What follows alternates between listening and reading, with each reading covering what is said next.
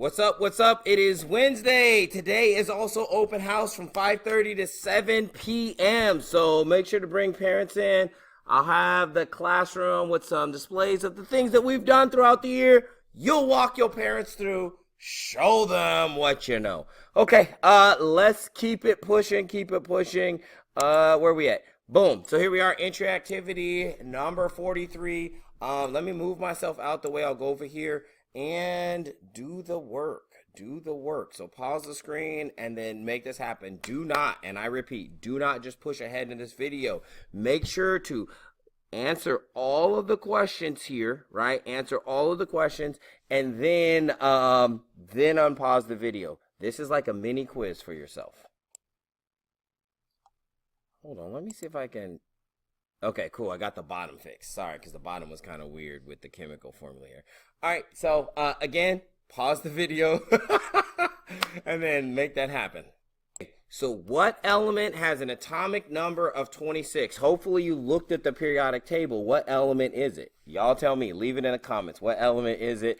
And the element is iron, right? The element is iron. Now, without even knowing what the element is, you can at least come up with the electrons and the protons, right? So how many electrons and protons does it have? It has 26, right? So it has 26 electrons and protons if it is neutral, and in this case, it is neutral. Hold on, go back, boom, bam.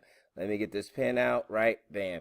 And then, so the number of protons is going to be 26 because the, what is this called? The atomic number, right, is the number of protons, cool. So for a neutral atom, it is going to have the same amount of electrons. So again, 26, the same amount of positive and negative subatomic particles to balance it out to be neutral.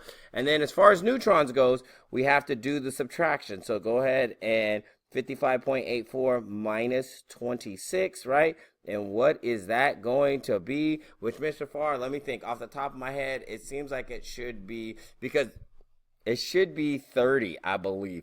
But it's gonna, I think it's 29.84. That's what it should be. And then this will round to 30. So then the number of neutrons is going to end up being 30. So hopefully that's what you got to. Hopefully that's what you rounded to, and that's what you got to. How many atoms of this element are in the chemical formula? And since this is iron, right? Since this is iron, then as we look, there's a lot of carbon, there's a lot of hydrogen, there's a lot of, what is this? Nitrogen, there's a lot of oxygen, and then for the iron, there is only, the answer should be 4. Boom. Just remember that this number only belongs, the subscript only belongs to the element to its left. So this 81,000 right here of the oxygen, boom, belongs to that. Now some people may ask, like, what is that? Well, guess what? It is the structure of hemoglobin. And you're like, what in the world is that? Hemoglobin, right, is inside of your red blood cells, and it's the iron that binds oxygen. That's why when people say, like, oh, you're iron deficient, or people have had to take iron pills, like to supplements, because you need it, because inside your red blood cells there is iron, and that iron is what binds the oxygen to the actual red blood cell, so it can take the oxygen throughout your body. That way you can make energy. That's why if you're low on iron or iron deficient, they call that anemic or anemia, right? Then that's why you feel low on energy, because your body doesn't produce as much energy due to the fact of not having that oxygen easily bound to your red blood cells. Yeah, hey, the more you know, the more you know. All right, let me pause this and get to the next. What is a 7-letter word? What 7-letter word is spelled the same forwards and backwards? So backwards and forwards, either way, it reads the same. What 7-letter word is that? Hopefully you got it. Yes, race car. That's right, race car. See? R-A-C, R-A-C, and then the E's in the middle. Either way, it's race car. But some of you guys might have went with this one. Taco cat. Let's go.